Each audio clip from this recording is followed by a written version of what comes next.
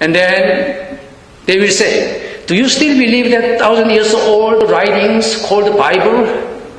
Do you still believe that nonsense? Some miracle walking on the water? Or God stuff?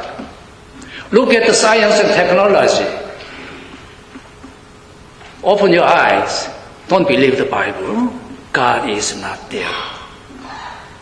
And it sounds very reasonable and proper. So sometimes we know we have to believe the Bible is truth, and yet some inside us do not have a full conviction of it. Let's be honest. The final researchers, sometimes they publish the poll results. And many Christians don't actually believe the resurrection of Jesus. I mean, even some church, the pastors will have the problem. That's the reality. So, let's deal with this, together, Suppose we are attacked by atheists, and how should we fight back and win? I think we can win. So suppose somebody else says, there's no God. Don't believe that the Bible stuff. It's old one. Then we can ask, what is your basis of atheism? God does not exist. How do you know? Right there, he doesn't have a solid ground. How much do you know? Because when you said God is not there, then you said a big thing from your small brain. How much do you know and how much you don't know of all this reality and the universe? Are you really qualified to declare that there is no God? You don't. So, let me tell you what your atheism is actually. Since we started questioning the big question whether there is a God or not, then our intellectual level grows, right? Every year, every day. Then we have to go direction to the ultimate knowledge. Who knows everything, always, everywhere. That somebody knowing everything can say, finally, there is no God. Not you. Doesn't know much about reality. So, let me help you to make it clear what the atheism is.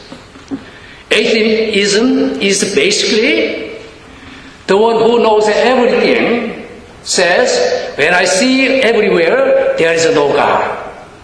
That is basically atheism, to be valid. Now, who is that knowing everything?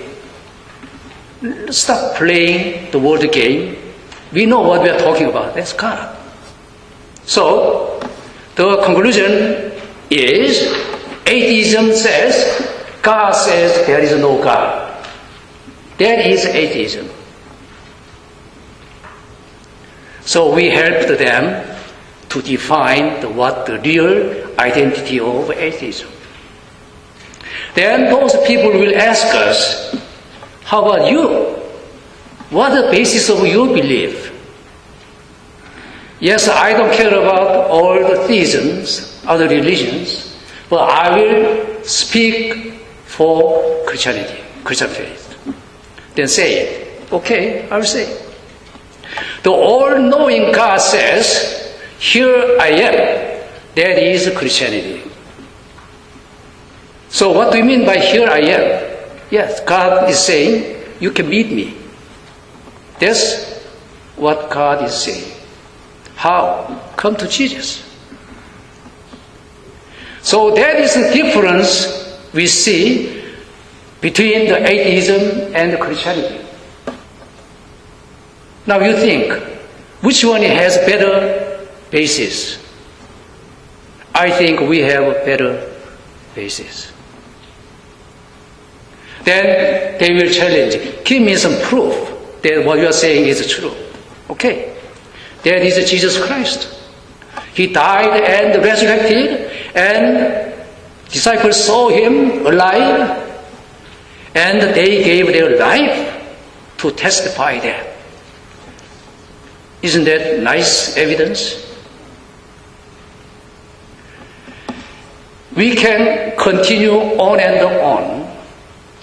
Now, the point I want to make sure is, we Christians believe what the Bible tells us is truth, not it is illusion or delusion or whatever, manipulation. No.